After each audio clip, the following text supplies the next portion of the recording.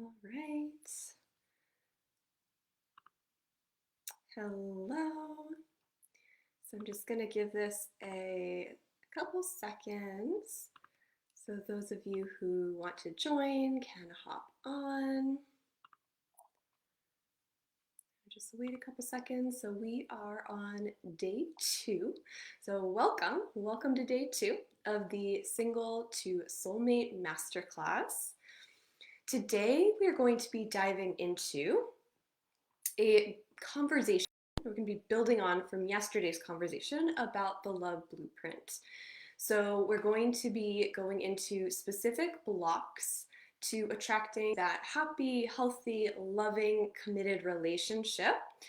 Some of these things you might be like, oh, I didn't even think about that. I hadn't even thought to question if maybe that might be part of what's going on. So we're going to dive into some of the biggest ones that can come up.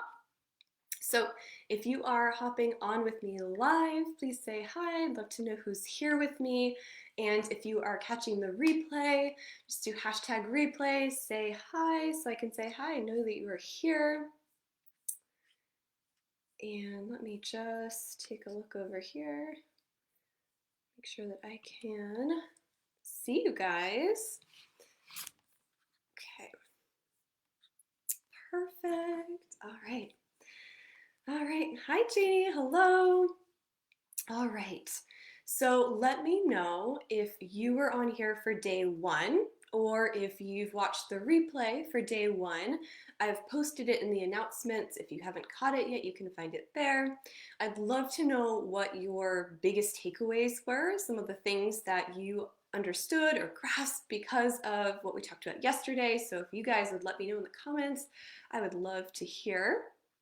So before we get started, I want to mention that the doors are officially open for the High Value Woman Mastermind, and we're really going to be digging into each step of the process of attracting and choosing that amazing relationship that you want, both the internal work as well as just the practical stuff and the practical guidance. So in that mastermind, you are going to be guided through my exact framework that I used in my love life to help meet my partner, and the same one that I use with my private clients to help them go from single to prepared for and then happily into amazing relationships. So you can apply for the mastermind through the link that I put above this video. It's going to fill on a first come, first serve basis. So if you are feeling like this might be a place that you might want to be, there is a landing page in that link with a lot of information laid out about the mastermind.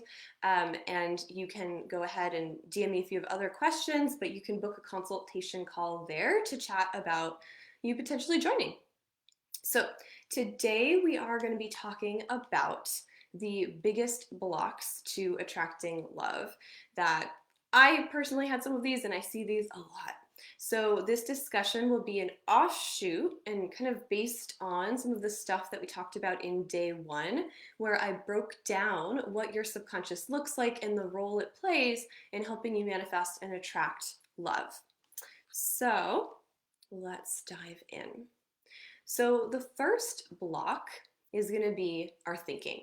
So we tend to think that the thoughts that we think are true and a reflection of reality. And there's this human bias where we think whatever we think, because we thought it, must be true, and therefore it needs our time, attention, and energy. And we aren't really taught, and we don't automatically do this, which is to question our thoughts and ask, like, wait, is that the truth? Like, where is that coming from? Is it helpful to me? Is it not helpful to me? And do I want to have this be kind of creating my reality, right? So we need to learn how to actually pause and recognize, oh wait, that's literally just a thought. And to be able to differentiate between our interpretations and reality and how to just navigate our minds. So why is this relevant when it comes to love? Because we are thinking thoughts related to love that are often simply not true. They weren't true the first time we thought them, or the second time, or even if we've believed them for a really long time. And not only do these thoughts tend to feel really terrible, but they tend to be responsible for some of the trouble that we're having in our love lives. So these could be bigger thoughts that kind of overarchingly apply to our love lives, like, I'm just never going to have that deep, connected, secure, safe relationship that I see other people have, or, it's just not going to happen for me, or there are no men left that I want, or no good men out there, or men don't choose me. Or in a more situational way, maybe we tend to apply similar thoughts to different guys, like he's disappearing, he's pulling away, he's not interested in me. Or negative thoughts like, oh, he's such an uncaring jerk, or negative stuff about ourselves that we think. And we think these thoughts are true, but more often than not, they're not true. They're just thoughts that are very, very practiced. So practiced that they've become part of our belief system, right? Love is like this. Men are like this. This is how it goes. And because we believe these thoughts, we end up feeling really bad. This is what makes us feel like hopeless or depressed or anxious or sad, or feel like I should just give up, or feeling angry. And from that place, we aren't likely to be showing up powerfully to move towards what we want. So we end up creating really a self-fulfilling prophecy, because we'll be taking action in line with those thoughts being true.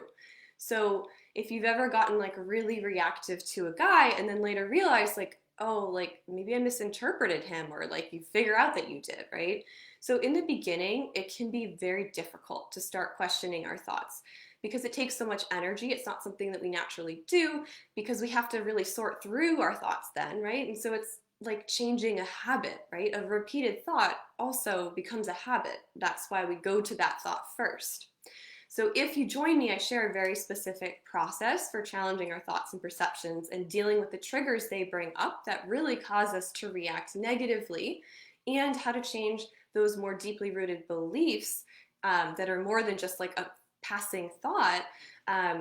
A lot of what we do when we're trying to change beliefs is like not enough, because we need to change a belief at the feeling level, at the body level. It's not always just cognitive. So I give you the process that includes somatic work, as well as steps that actually help you understand like how to do it so it actually works based on our brains, right? So these patterns of thinking are why you can start to backslide, because it takes a lot of energy for your brain to rewire old patterns of thinking and believing, and also because we have blind spots. So we literally would fight to the death to argue that these thoughts are the truth, but they may not be. So then we can start sabotaging, right? We start making choices, and we're like, why am I doing this? Like, I want something different. I wanted to do something different, but here I am doing this same old action. Why? And it's because there's something in you that isn't supportive of what you want.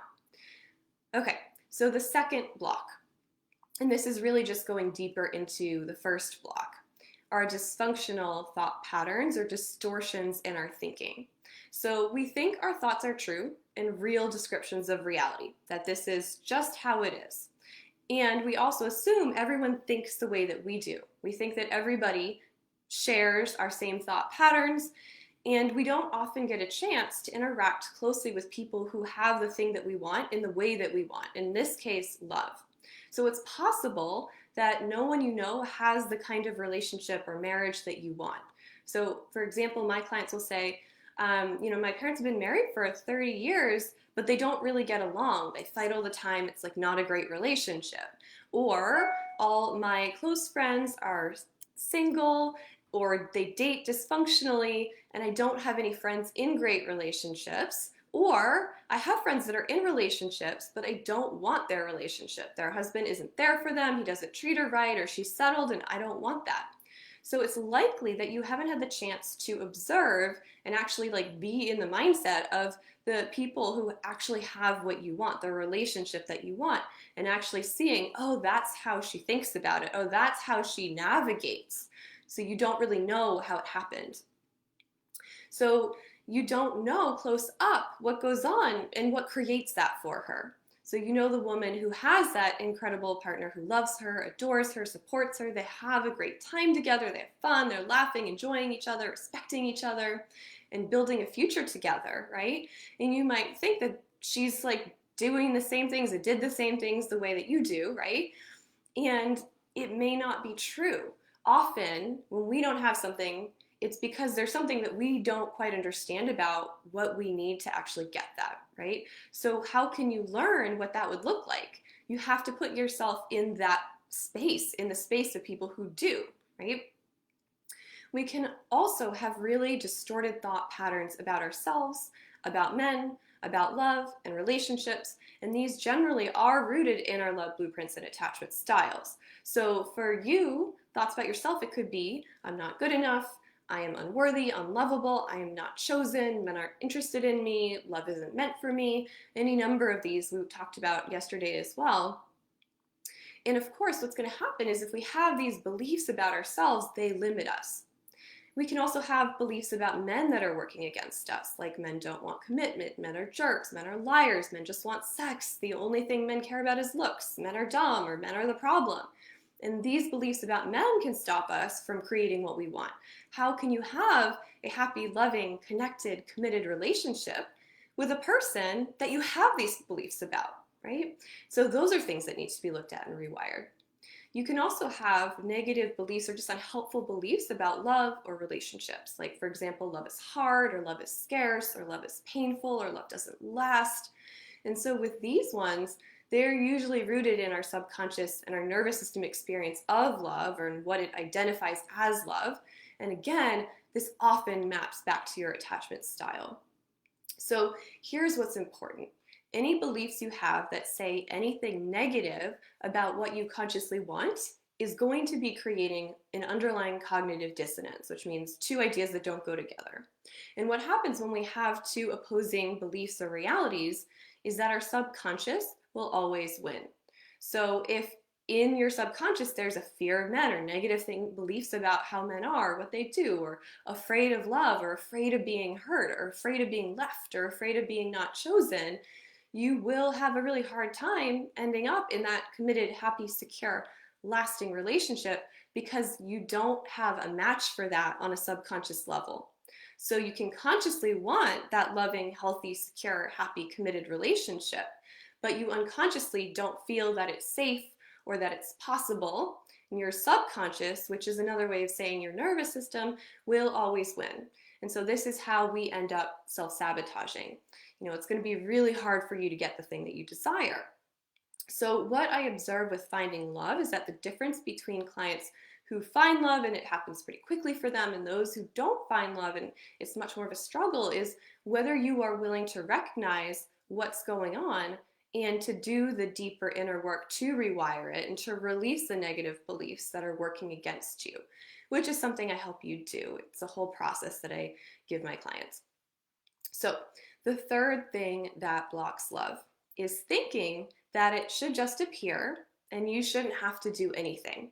So this could be something like, I'm just waiting on divine timing, or, when it's right, the universe is going to deliver it to me.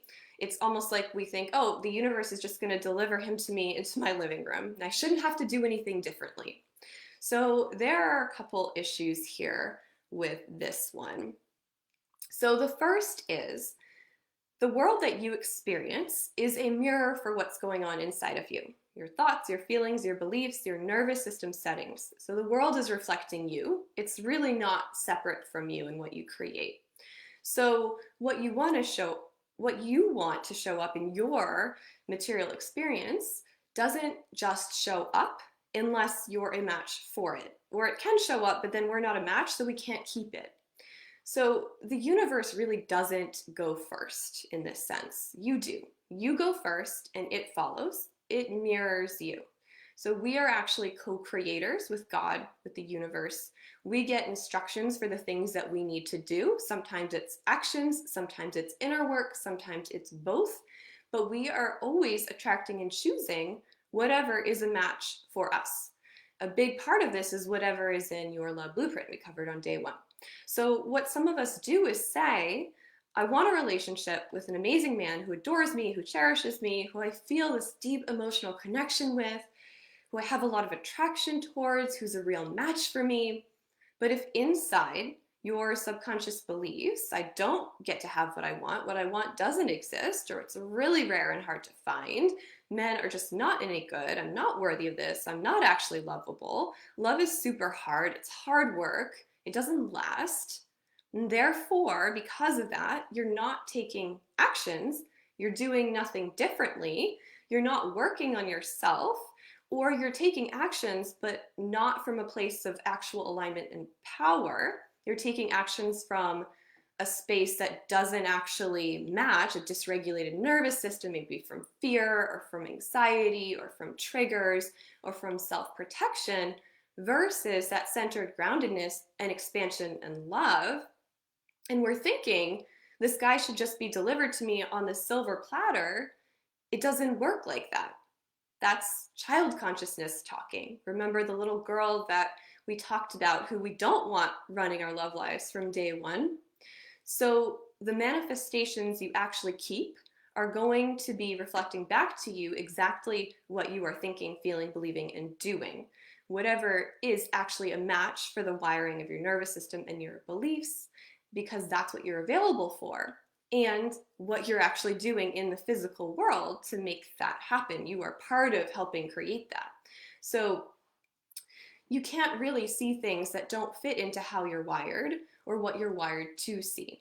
So oftentimes it requires both an inside out approach, which means getting really clear on what inside isn't in alignment, with what you want, and shifting that, working on your nervous system and subconscious stuff, as well as an outside in approach. Sometimes you just need to take specific actions and you'll start getting new evidence, and that starts to shift your beliefs as you start to see what's possible, which is why I work on both inside and outside with my clients simultaneously. So inside out, for example, maybe you need to look at your dating profile. Maybe it's not actually attracting the kind of men that you want to meet. This is a super common one that I see. Maybe you just need to start going on more dates or shift the way that you're approaching dating. Maybe you shouldn't be just dating one man at a time. It's slowing you down and it's causing early attachment and lots of anxiety. Maybe you need to be raising your standards because you've been settling and not demanding that you can have more, and this tends to be a big one. Maybe you need to learn a bit more about how to show up differently with men so you aren't behaving in a way that is accidentally repellent, or just work on your communication. And I'm going to talk about some of that on day 3. Versus just throwing up your hands and saying it's just not the right timing, because maybe that's true, but have you really looked at yourself and have you done all the things you could do? Or saying, this just isn't going to happen for me. I've tried everything. It doesn't work. And this gets to another block that I'm going to talk about in just a moment. So when we don't have what we want, there's almost always something that we can do about it. There's some way that we can better partner with God, with the universe, to help ourselves. So remember, it's I go first. I don't just sit here and surrender when I know I've got this junk going on inside me, otherwise I'd have what I want, or when there are things that perhaps I could be doing differently that would make this process happen so much faster and easier, and I might not know what they are, so I can go get the help to learn what they are. So it's like the story of the man who is like marooned in the middle of the ocean. He doesn't have anything. He's just swimming around in the middle of the ocean, and he's praying, God, please rescue me. And so a rowboat comes by and they're like, hey, can we pick you up? Seems like you're stuck here. And he's like, no, God's going to rescue me, thanks though. And then a motorboat comes by and they say, hey, can we pick you up? And he says again, no, I'm good. God's going to rescue me, thank you. Then a helicopter comes by and the pilot shouts down, grab this rope. I'm going to lift you to safety. I've got you. And the man says again, no thanks. I'm praying to God. He's going to come save me. I have faith. Well, this man ends up running out of energy. He drowns in the ocean and he goes to heaven. And when he finally gets his chance to discuss this whole situation with God, because he thought God had failed him, he says, I had faith in you, but you didn't save me. You let me drown. I don't understand why. And God says, look, I sent you a rowboat, then I sent you a motorboat, then I sent you a helicopter. What more did you expect? So the question you can ask yourself is, what are you doing when help comes, when direction comes, when your next action step is offered? Are you taking the support and the help? So that's our third block. Let me know, guys, if you are resonating, if this is helpful. I'd love to get a little feedback. Is this landing with you? Okay, and let me just see what you guys have said. This is so powerful. I've been there. There's power in proximity. So much power in it. Okay, yes. Okay. All right, so the fourth block to love is our lack of self-love. So this one is really sneaky because oftentimes we don't realize how much there's a lack of it. So we can think that our relationship with ourselves is great or just normal, but we have all these rules and beliefs about ourselves and how we have to be. So we can have all these sneaky negative thoughts about ourselves, making us restrict our food, for example, or work out not for health, but because we don't give ourselves approval. If we don't, we feel we have to look a certain way to be good enough. We can be highly self-critical and judgmental, having this inner critic. We are only allowing ourselves to feel good sometimes, like if I do the things I think I should have done.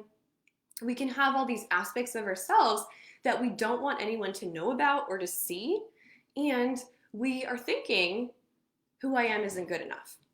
So what happens when we secretly do not love and accept ourselves, when we have put these rules about, I will only love myself if I look a certain way, earn a certain amount, accomplish a certain goal, get positive feedback from others, what happens is that we lower the quality of the relationship we can attract because we really don't believe we are worthy of more.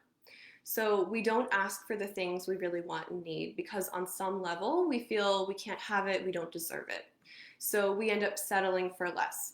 An unavailable man who won't commit to us at the level that we want. A guy who is wishy-washy. A guy who crosses our boundaries again and again.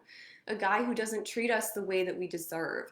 Or a guy who we settled for but who really isn't the right one. We will choose whatever matches our level of self-love.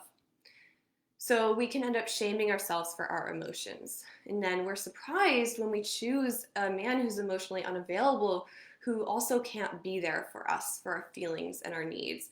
But we don't want anyone to see the more vulnerable sides of us. We don't even like those sides. We always have to be strong, to put on a show of independence, I've got it togetherness. And inside, there's this void and there's this loneliness and there's this something is missing, and that's because we aren't being there for ourselves first. We don't have a relationship with our own heart, with our own sensitive, vulnerable parts, with our true desires. We don't know ourselves at that really deep, intimate level. We focus on everything outside of ourselves. We look to men for validation. We look to men to make us feel worthy and good enough. We look to men to behave in certain ways, and we let how he shows up for us or doesn't determine how we feel about ourselves. You cannot have that beautiful, healthy, meaningful, intimate, fulfilling relationship if you don't have a relationship like that with yourself. Your relationship with yourself comes first. And this is why in my work, the first thing we do is focus on what's going on inside of you. How are you treating yourself, thinking about yourself, speaking to yourself, treating yourself? I teach you self-love on a practical level, not as a concept, but as something you actually feel, experience, and do. And through doing that work to get to know, to love, to heal all the parts of yourself, to shift your negative beliefs, shadow work so you can free yourself from all those rules, uncovering that negative stuff that you hold about yourself and releasing it. So when you are a woman who truly has self-love, then you can attract a man who treats you the way you deserve because your standards will automatically be raised. And what you find attractive changes because you won't settle for less than the quality of the relationship you already have with yourself. And this is such an important one. So I'm going to pause here, ladies. Does this make sense? If this is you, you really, really want to consider joining the mastermind because we go so deep into this and shift the specific things that you need to be shifted. Okay, so let me know if this is landing. Is it resonating? Are you with me? Just going to take a sip here.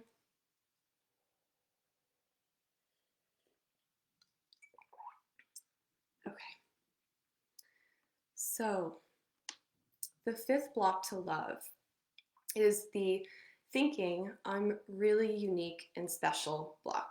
And let me just explain what I mean by that. So, this is one of those cognitive distortions and thought errors that will really hold you back. So, if we have the thought, I'm really unique and special. For example, I don't know, I make six figures, I'm super well educated, I have this kind of career and position that can be intimidating to men. I'm also spiritual, I live this specific lifestyle. The match for me is going to be really hard to find. Or I'm looking for this really unique kind of guy or kind of connection and he's just so rare. Or the kind of connection I had with my ex is just so special and so rare, it's going to be really hard to find that again. Or it can also just be a negative, like I'm not good enough, I'm not worthy, not lovable, there's something undesirable about me. And the specialness is like a specialness wound, right? Like I'm uniquely messed up, broken, uniquely not good enough. Everyone else can find love, but not me. I don't deserve that love. So I want you to know that we all have a cognitive bias towards thinking that there is something about us that makes us really different and special, and not always like a good special like we talked about. And what I'm going to say about this, and I'm going to say it with so much love to you because the truth gets to set you free from this block, is that you're not that special. What you want is not that special. There are 8 billion people on planet Earth, and half of them are men. There is not only one or two of the kind of man that you want, or only 1 in 2 men who would actually be right for you. You are not uniquely unworthy, or uniquely unlovable, or uniquely broken. You're not broken. So realize that women just like you in similar situations, similar backgrounds, similar desires to you have met and are meeting amazing men and having amazing relationships. And you are absolutely meant to have love. So many other women, myself included, have found love. So being unique and special in our own ways, sure, right? Even with the fears that you have. Similar issues, similar backgrounds, they've done it and so can you. So you're not special when I say there is a process, a methodology, an approach to finding love that I have taken countless clients through and they've found love. Because you are a human woman, it can work for you too, absolutely, right? We are all more similar than we are different. But you've got to stop telling yourself that it's going to be so hard to find because you're slowing yourself down and making the process feel so much worse than it has to. So that's that one. Okay, so the 6th thing that really slows you down is not having clarity on what you really want and need. It's really hard to go out there and try to find something when you're not truly clear what it is that you're looking for. Or when you think you know what you want, but it may not be what you actually really need. So I'm going to talk about 4 different ways that this can show up. So first, we tend to choose partners from our wounds and from our updated love blueprint, the one we have from childhood, remember day 1, and there's not a whole lot of conscious choosing that goes into that. So if yours is good, you'll attract a great man, it will happen quickly, easily, and smoothly. You probably have secure attachment. And you probably wouldn't be here today if that were the case, right? You'd already be in that relationship. If your love blueprint has some stuff in it that works against you, and a lot of us do, I did too, because it's based on past stuff that's happened, things that happened in childhood, just unhealed things, beliefs, nervous system wiring for love, a specific way, like a dad who was emotionally unavailable, or a mom who demanded perfection or was codependent, or just weird stuff in family dynamics.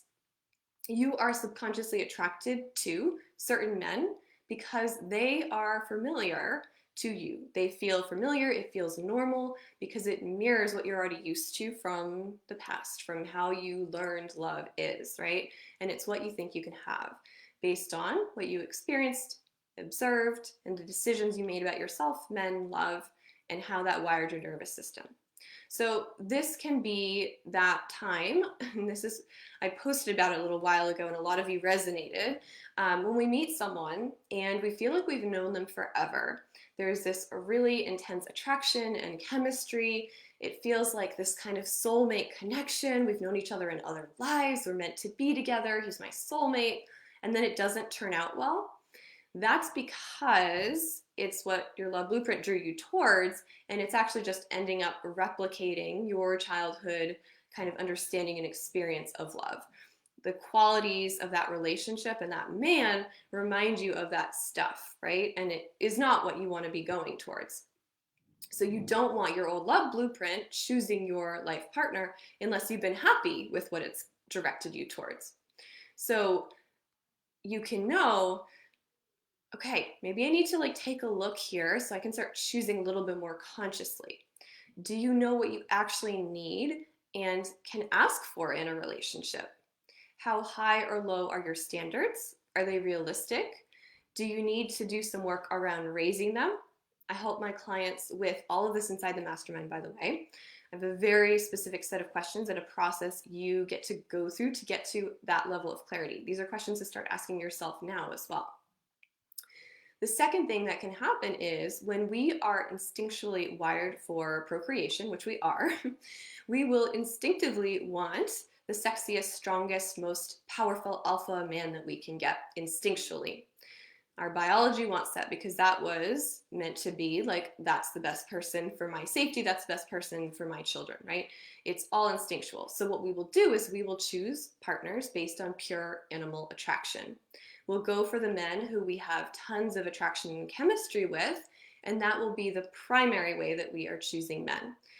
While the sex is probably great with this guy, he may not be all that stable. He may not be an actual solid match for you and someone to build a future with and a family with.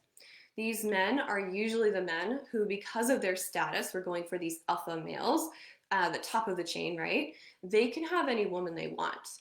So women are really, really easy for them, so they tend to be unavailable. They'd rather play the field because they can, and if they're going to choose a woman, he's going to go for his reciprocal because he can. So he'll go for the most beautiful, the sexiest, the most feminine, the most good-looking, the most sweet woman he can get. And the other thing about these men is that they tend to be more entitled, again, because they kind of have their pick, right? They tend to be working a lot, again, that's what gives them the power, and maybe not as concerned about you and your needs and having little time for you. So those are some issues with that way of choosing. The third, we have these ideas based on what society has taught us about what a man should look like. For example, he needs to be rich, or some idea about how he needs to look physically, or what his job is, or other things that we've kind of taken in from society's programming, right, that are not necessarily actually important factors when it comes to whether or not you would have a good relationship, good marriage, whether or not he would be a good partner for you who actually fulfills you in a relationship. So there are a lot of women choosing men based on more superficial things and status, and then they realize he's emotionally unavailable or abusive or controlling or not a match for her on a compatibility level. So you need to be super crystal clear about what is actually important to you, what you want, and what is non-negotiable. The character and qualities of the partner you need to be looking for, and then being able to identify a healthy, commitment-ready man even beyond that. If you don't have that, dating is kind of like shooting in the dark. Maybe you get lucky, but more likely you're kind of just stumbling around, wasting a lot of time. So clarity allows you to sort through men really quickly because, well, you know what you're looking for, and also because of how our brains work, the amount of clarity actually helps you laser in on him and recognize him quicker. So a fourth issue is trying to put together two things that in combination are really rare and hard to find. So we've got about, half the planet is men, about 4 billion men, right? But you have age brackets that you want to date in. You have physical, like geographical constraints. You have a list of qualities that are necessary. And you need a man who is single, and not only single, but also single and available. And then on top of that, who is also interested in you. The more constraints you add to this, the harder it's going to be to find what you're looking for. Sometimes women will put together two characteristics that are really hard to find together and basically make finding a partner like really hard for themselves. So right here, I just want to give you like a dose of reality as well. Like, yes, you get to have your dream man, but maybe some of what you're saying you want is causing you to end up with very few options. And really what's important here is it doesn't really matter in terms of creating the quality of relationship that you want. So are you putting all these things together and having all these demands? Are they real reasons for rejecting someone? These are things to really get clear on. So with this one, lots of women are going for looks and chemistry or superficial traits or unconscious stuff over compatibility, really because we don't even know what we should be looking for. So in the mastermind, part of what you get is trainings that help you get crystal clarity on exactly what you want and need in a relationship, in a partner, in more depth than you've probably ever thought about before. Made it super in depth to help you figure this out. So you can have that clarity on what really matters to you, the things that are actually important and the things that aren't. What you should be looking for in a man in general, making sure he's actually available, commitment ready, etc. And really bringing consciousness to how you are dating and selecting men. And this is such a key aspect to manifesting him. I cannot emphasize this enough. Okay, so let me know, ladies, is this resonating? What are you taking from this? Let me know. Okay, so the seventh thing that slows us down is the need to be right. So another brain bias is towards always needing to be right and never wrong. We don't want to be at fault. We don't want to have to look at ourselves. We want to be able to point our fingers at circumstances and people, everything else outside of ourselves. And that's our protectors, that's survival mechanisms at work. So we are subconsciously driven to want to be, in some sense, the victim of a circumstance, right? How we want to look for how is someone or something else responsible for why this is happening. And we want to be able to say, that's not my fault. So some things that maybe you could hear yourself saying if you're falling into this is, it's the city I'm living in. There are no men in this city. It's the apps. They all suck. The men on the apps suck. It's not me, it's men. Men don't want commitment. They only want sex. I'm doing everything perfectly. So while this kind of feels good and validating on one level, and maybe you can get some sympathy and like have a little party where you like feel a little better, what happens is you are giving your power away to things outside yourself. So whatever power you could have had to change the situation, you've given it away. You're actually working against yourself being able to create what you want in your life. You're saying, I really have no control. I have no power. I can't have what I want. So remember, whatever you are telling yourself becomes true. We create our self-fulfilling prophecies. So why do we do this? Because we want to shift focus away from our own insecurities, which is why that self-love work is so important, right? We don't want it to be that there's something wrong with us, which we think there might be. We don't want to see or have others see parts of ourselves that we don't like. So as long as we can keep the focus off of us, we don't have to change anything. We don't have to take responsibility for what we think is not okay about us, or just things we don't want to look at. We don't want to necessarily do that work. We don't want to have to face rejection, try and face rejection or failure, all of these things that we are actually trying to avoid. So, and this is usually all at a subconscious level. You have to really dig to figure that out.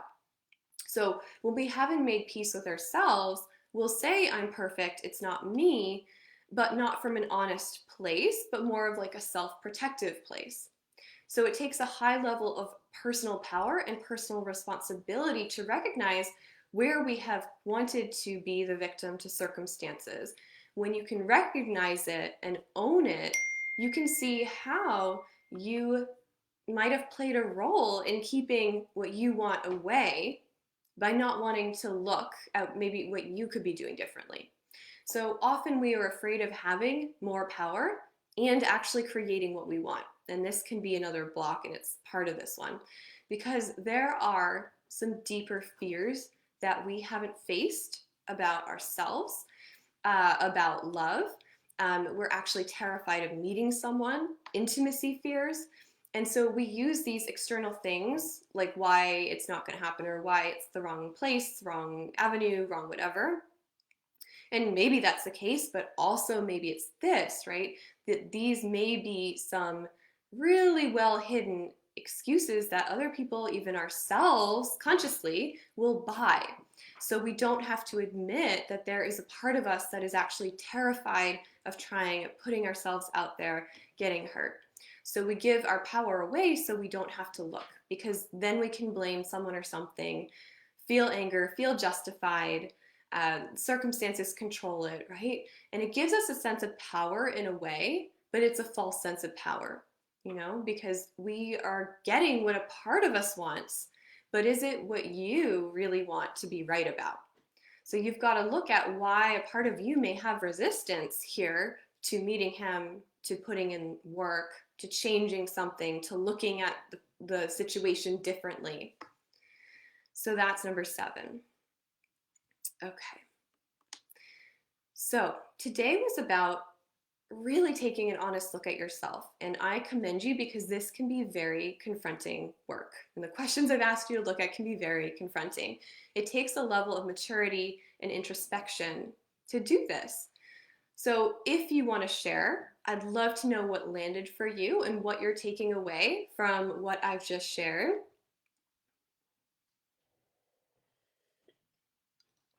Just take a drink here. So this is the end of day 2. There is a day 3. It's on Tuesday. On that day, we're going to be diving into masculine and feminine energy and dating like a high-value woman. As a reminder, also, applications are open for the High Value Woman Mastermind. Spots are going to be filled on a first-come, first-served basis. And today is the day, if you're like feeling like, let me explore this, I'm feeling pulled toward this, to book a consultation call so we can chat about working together. So some of the details here, and then I'm sharing the link above this live so you can go read a whole website on this. So the High Value Woman Mastermind is a 5-month hybrid one-on-one group coaching program where we are really going to be diving into your love blueprint, the stories, beliefs, unhealed stuff, the triggers and nervous system wiring, excavate that, figure out what your love blueprint is, what's holding you back, and you get guided through a process to upgrade that, the parts of it that aren't working for you. So we can uncover yours and shift it so you can stop ending up in the same situations with men again and again, and actually attract the man in the relationship that you really want. That man who's really right for you, who you can see a future with, who's truly a good match, and have a healthy relationship with him.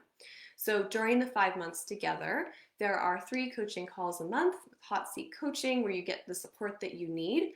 There is a private Facebook group where you get supported throughout the week. It's going to be a very small, intimate container of women who are at the same place that you are at. So you'll have community, other people who can support you and understand what you're going through and kind of are at the same place. You get to go through it together.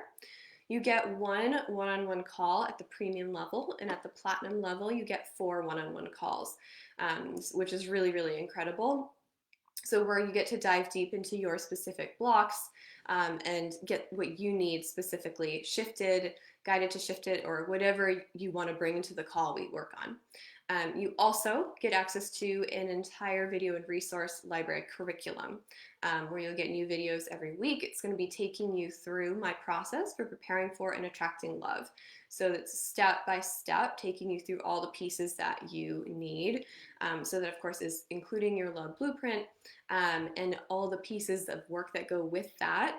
My process for healing past wounds, my signature process for wiring old beliefs, process for handling and moving through and actually de-triggering your triggers and the emotional stuff that comes up, self-love work, shadow work, feminine energy work, my process for getting clarity on what you want and need in a partner, super, super in-depth work around that. And then I teach you how to date in a way that gets you your ideal match as quickly as possible with as much ease and effortlessness as possible. You are probably working way too hard for love. And so I'm going to teach you a way to approach dating that's going to feel so much better for you. These are all the things that I wish I had known when I was dating so messily and confusingly. It would have saved me so much time, effort, heartbreak. It would have made the whole process so much easier and smoother and so much more anxiety free. So I'll tell you the exact dating pitfalls to avoid months and years of time on doing things that are not going to be working for you. And then we dive into using dating apps effectively. If you're online dating, most women are not using them that effectively or that well, and that's why they're not meeting the man they want to meet. So we're looking at your profile. I'm going to take you through in a process to really look at it and make sure it's a match to attract what you want. We look at your communication with men on the apps, so you're wasting so much less time there and not getting stuck in this confusion and endless messaging. After that, we go into being the woman who has the love that you want, being a match for that. So I teach you about masculine, feminine energy and specific practices to help you embody it, because it's really not an intellectual thing. This is really kind of the catnip piece, that energetic piece for high value masculine men. And then you'll be attracting men, so you'll need to understand men. So I teach you how and why men commit, what they're looking for, especially those high quality commitment ready men, why they commit, when they commit, so you really know the signs that he's ready for that and the signs that he's ready for that with you. So you're never confused anymore about what's going on with the men that you're dating. It'll just be so crystal clear for you. And just imagine like having that certainty and knowing like the peace of mind that that would give you. Honestly, again, this is another piece that if I had known that, I could have saved myself so much time with all these wrong men who were just unavailable and not ready, right? So all of this stuff that you'll get and the coaching that you'll get is life-changing, and you'll be able to have it with you and apply it in the rest of your life forever. It doesn't just change how you date, how you choose your partner. It literally just changes how you show up in your life, in all your relationships, in your work. The way that you relate to things changes. It will be an unbelievable transformation for you that doesn't just help you attract that right man, but also helps you maintain that relationship over time. My clients have repeatedly told me that this work was one of the best, if not the best, investments they've made in themselves. So again, if you want to join the mastermind, you'll want to schedule a consultation call to make sure that it's a fit. And if it is, then you can get enrolled and sign up. So again, the link to do that is going to be above this video. So it's on the same page as all the information. You can go through and apply and book a consultation call. So that's the mastermind. Again, the second way to work with me is my one-on-one practice, which is just about full. So this is for women who are incredibly ready for that very high level support at a higher investment. With that, you're getting weekly one-on-one calls, personalized map for what you need, guidance through the whole process, specific dating approach tailored to you, working on your attachment styles, your patterns, your love blueprint, and you get all of the information that you need, like when you need it, at the time that you need it, and we kind of tailor everything to you specifically. So this is for women who really know they want or need that intensive one-on-one. So maybe you've got more trauma and just stuff from your past, or you need the one-on-one for that because you're going to need that, or you just prefer one-on-one and you're willing to make the higher investment for it. So if you want to work with me one-on-one, it's a 6-month container. Send me a private message and I'll give you the application for that. And again, we'll set up a consultation call and make sure that it is a fit for you. So that is everything for today. I will see you ladies on Tuesday for day 3. And if you have any questions, of course, DM me or you can type underneath this live.